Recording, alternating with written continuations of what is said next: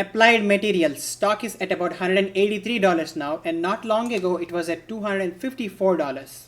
That's only 3 months ago.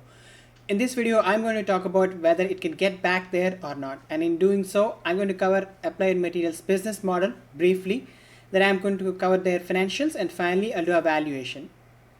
Let's get started with the business model. As you can see on the screen, in the semiconductor value chain, Applied Material plays a role in the manufacturing part of it, especially in the deposition and also the ion implant. Applied Materials has 44% market share in the deposition and 14% in the etching process and also 12% in metro and inspection. Let's now get started with the financials. As you can see on the screen, at $183 of stock price, their market cap is about $151 billion. For the past 12 months, they made about $26 billion of revenue. And they have an impressive 27% net profit margin, with which they made about $7.45 billion of net income in the past 12 months. And as you see on the screen, they also pay a dividend of $1.60, and they have close to 824 million outstanding shares. So almost $1.3 billion out of this profit would go towards their payment of dividend. Let's look at the most recent quarter results. As you can see on the screen, they grew their revenue by 5% year over year. That's low single digits. And in the next quarter, they're projecting to make 3% year over year growth in the midpoint, right? So that's again low single digits. Let's look at their balance sheet.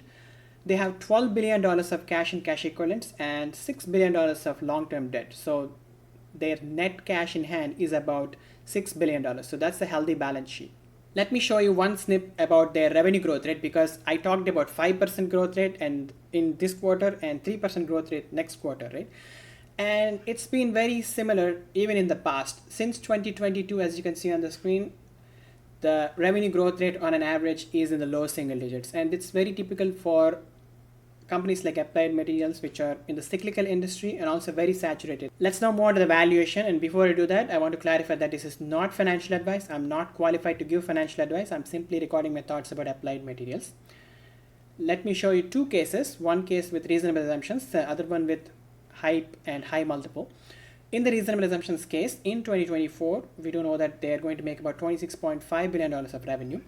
I'm estimating a growth rate of 5%. Remember that in the most recent quarter, they grew their revenue by 5%, and in the coming quarter, they're saying 3%, right?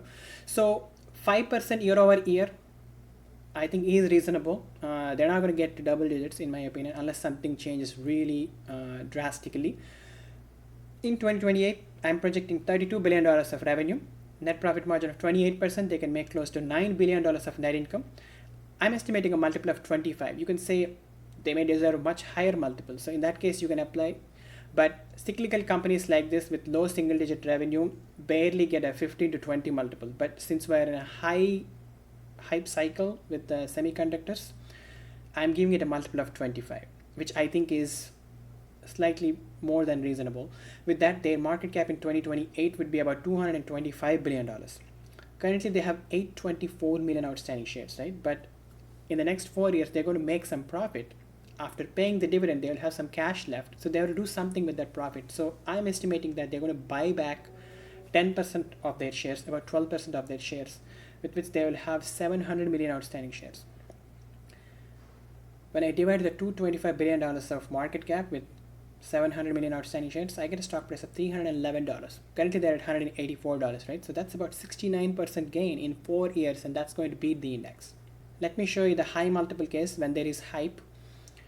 Then the assumptions are very similar, except that I put a multiple of 30. With that, their stock price in 2028 would be about $373, which represents 103% gain, which is very impressive. In conclusion, I'm estimating 69% gain in 4 years in the reasonable assumptions case and almost double in the high multiple case.